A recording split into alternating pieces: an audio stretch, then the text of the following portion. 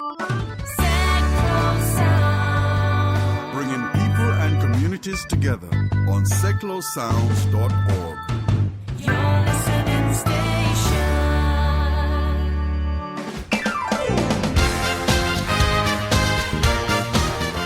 Good morning, it's just over 10 o'clock on a Monday morning and it's Seclo Sounds and it's time for the Sticks Radio Show with me, Terry Sullivan. And today on the show I've got the legendary sax player, Snake Davis. He's joining me on the show in a little while. We'll be playing tracks from his brand new album called Classic Sax Solos. And also towards the end of the show we'll be doing a What's On guide for around the area in the next week or so. And but let's start off with a track from Snake's brand new album. It's only just been released. It's called Classic Sax Solos, and let's play this song. It's called Still Crazy After All These Years.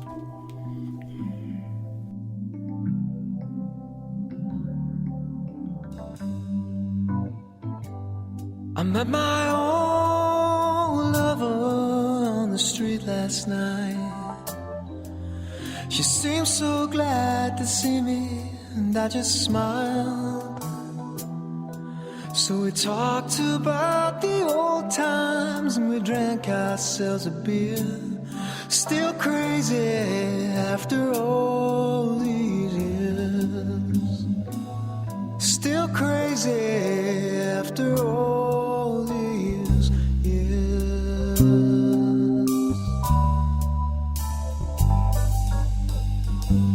I'm not the kind of man who tends to socialize. I seem to lean on old familiar ways, and I hear no fool for love songs that whisper in my ear. Still crazy after all these years. Still crazy after all these years. 4 in the morning, crapped out and yawning, longing my life away. I never worry, why should I?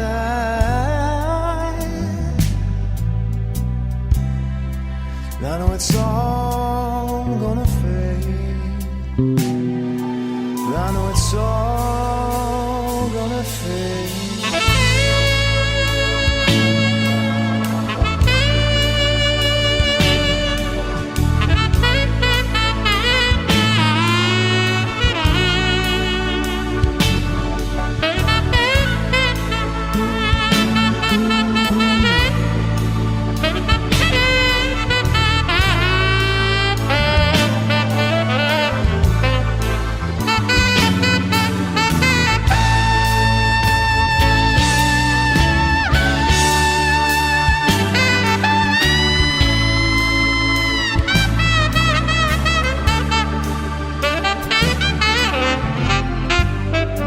Now I sit by my window and I watch the cars. I fear I'll do some damage one fine day.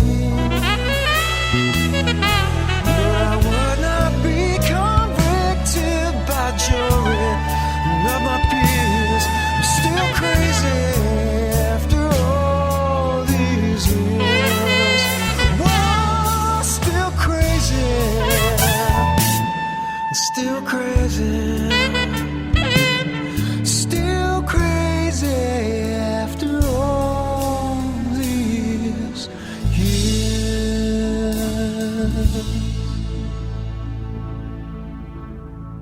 Today on the show it's my pleasure to have a gentleman. He's, well, a great saxophone player. We've just heard from him. That's a track from his brand new album called Still Crazy After All These Years. Gentleman's name is Snake Davis. Good morning, Snake. Hey, good morning, Terry.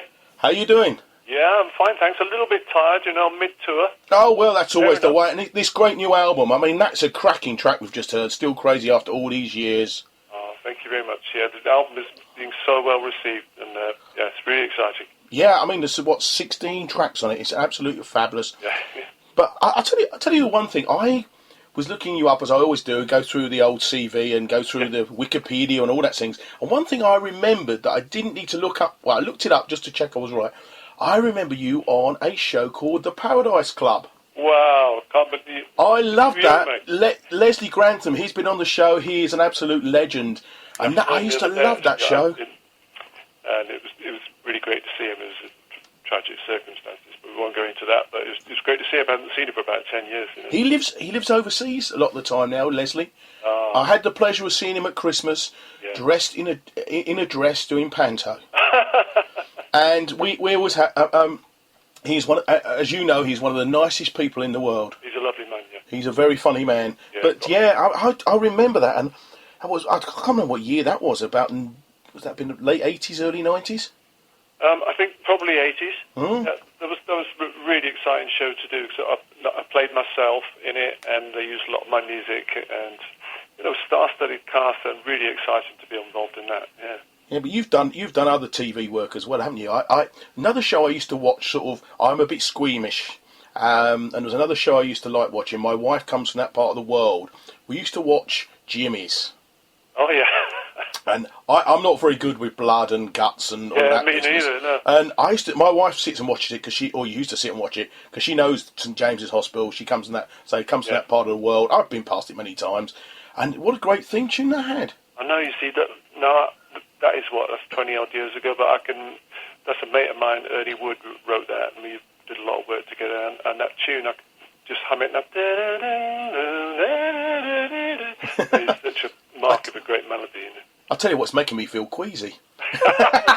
Subject, quick. Yeah, no, we changed the subject. I mean, the one band I do remember you playing with is a band called Zoots and the Roots. I remember them being around in the 80s. Yeah, it was a lot of fun doing the Roots. Yeah, and it was because they were a bit different. Because I mean, 80s was the punk era and the start of the New Romantics. Yeah. And you were very different. You were sort of more like I suppose, a bit like Nine Below Zero. Would you describe yourself? Yeah, maybe. I mean, we really bucked the trend at the time. It was like a soul review. It was, I suppose, it was a bit like Q-Tips, Paul Young's band. Yeah, indeed, yeah.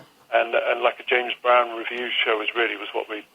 I suppose we all idolised James Brown at the time, and that musicianship and that funky soul, you know. I mean, yeah, can't be bad, can it? I'm also looking through the people you've worked with. One of the ladies was on my show a few weeks ago, the lovely Heather Small. Yeah, well, with her at the moment, and she's really working as hard. Is she? She. I'll tell you what. She was terrible. She was flirting with me. She was terrible. What a monkey! I know. She was terrible. We had a great laugh when she was on the show. I mean, also the other people you've worked with, Lisa Stansfield. Yeah, Lisa was. She was the first real big star I worked with. I worked with her before she was famous, doing demos in her mum's back garden in a little shed, and then she took her with me, and that was the first time I was in the charts on Top of the Pops, and first world tour, and toured with her for a long time. Happy days. I bet so. And then Ray Charles, another musical legend. Yeah, fantastic. Real honour to play with him at Earl's Court and the Louvre in Paris and a few album tracks. Wow. And then, of course, Sir Tom as well. You played with. Yep. Baby, it's cold outside. He has been recently, I can tell you. And obviously Culture Club. Yeah, he's a fun guy to work with. Boy George, I bet he is, yeah. And George Michael, and one of my favourites, the lovely Tina Turner. Yeah, just some of them. You mentioned some of them, and they're close friends who I've seen more of than my family over a period of 20 years, and then there are others like Tina, just one album track in and out the studio, and that's the way it is. Which album track was it? The Tina track? Yeah. I can't remember, mate. Memorable one. But she's amazing for 70 years of age. I had the pleasure of being at the last Tina Turner concert she did in England. It was at the Wembley Stadium before the towers came down. And right near the front, and I can't believe that woman was that old and the stamina she has. Yeah. I'm looking through some of the other artists you've worked with. Paul Hardcastle. Yeah, did a lot with Paul. Played probably 6 albums with him. Yeah, 19 is his fate. We all remember the famous 19. Yeah, of course, yeah. #1. I think it was Top of the Pops theme tune for quite a few years. Yeah, it was, yeah. Yeah. And then you worked with Take That. Yep, Million Love Songs. Really, yeah, and Cher, China Crisis. Yep. Beyonce Knowles, Kylie Minogue, the great Paul McCartney. Now that must have been you talk about working with Ray Charles. That must have been a pleasure as well, wasn't it? Yeah, did a couple of studio jobs with Paul, and the most memorable being in his home studio down in Hastings. So it's just four of us in there: me, Paul, Jeff Lynne, and another brass player. And just what an exciting afternoon just to work so closely with such a genius. Yeah. So do you know Jeff Lynne as well, then? Do you, or you've met? Well, him? It's not that I know him. You've met him. Working with somebody is a bit different from knowing him, but that was on that occasion that he was working with Paul on the album. Wow, yeah, because he's just come back with a brand new album, a brand new lineup, and it's amazing. I, when I was growing up, ELO were, do you know, they were the first band I bought a record of. Yeah. Went out into Woolworths, that gives my age away, and put my money on the counter, and I bought the 10538 Overture by the Electric Light Orchestra, and it was their first ever single, first hit. It was on Harvest, and do you know what? I have still got that. Oh, amazing. It's crazy after all these years, isn't it? And I couldn't believe it. Yeah. I mean, you mentioned Paul Young, or the Q-Tips a little while ago, Paul Young. Of course, he's local boy. He's Hatfield, I think, or St Albans area. Oh, he lives there now. He and I were born on exactly the same day, within 10 miles of each other in the West Midlands. So really, to me, I don't suppose he goes around thinking the same thing, but to me, I think that's incredibly significant because we both had the same kind of past in pure soul, influenced by pure soul music, and even though I've played on one of his albums, I've actually never met him, which I think is really. I think he's probably trying to forget the Toast song, though. I think. Yeah. And you worked with the Pet Shop Boys as well. Yeah, I think I did a couple of things. We did that film theme for the film about that Profumo scandal. Oh yes, with Dusty Springfield. That's right. Yeah. Yeah. We were just talking about her off air, weren't we? That's right, we were, because I used to look after Dusty, and it was actually she was over here doing that when I met her and when I used to look after. Yeah. She was doing the Profumo, the Pet Shop Boys single with them. Oh, and that would have been, about 1983, something like that? Yeah, I don't know. I'm absolutely terrible with dates. I am terrible with dates, but it must be around that sort of time. Let's just say a long time ago. Yeah, it's a couple of weeks ago, anyhow. But I mean, you came into the sort of sax, playing the sax, a very sort of ripe age, I suppose you could say. You weren't a child player. You were 20 years of age when you just... Yeah, I was just 20, I think. 19 when I took up the flute, 20 when I took up the sax. But, it's relatively quite late, of course, but I've been doing music since being a boy soprano in the churches and school, and then guitar, and then keyboards, and then trumpet. So I was already into music, so I think my ears were already quite developed, which is the main thing, I think. Is there no instrument you don't play? Well, I'm just having another crack at the trumpet after all these years. Are you? Flipping hard, that is. Hard, but I used to, when I was at school, I tried the trombone for about 3 weeks. Bad mistake. Yeah. And it makes your ears bleed. I could instrument, never get on with it. I must admit, the sax is one of my favourite instruments, and of course, I think probably the sax have been made famous by Kenny G. Yeah, over in America. Sort of sadly or happily, whichever way you look at it, he did raise the profile and put it in a lot more people's ears. So I suppose he's done us good in the long run. Well, I think we all hate him for being so rich. Well, yeah, so do we all, don't we? And but then I think Bill Clinton, he plays the sax, doesn't he? He does, yeah. Wouldn't that be fun? Wouldn't that be fun to play with him? Yeah, I wouldn't turn that down. No, I think it would be good. Yeah. I was actually going to ask you, is there anybody you've worked with all these people. I mean, I've only mentioned some of them. I mean, there's the Spice Girls, Motorhead, Primal Scream, Kelvin Harris, let's have a look, Robert Palmer, Mark Morrison, Soul to Soul Just Now. Is there anybody you think I'd love to work with him, or I wish I'd worked with him? Well, there was one main man that I'd always been dying to play with, to the extent that I even had a dream that we met and had a jam in the park, and he was somebody that I grew up listening to and idolised, and that was Van Morrison.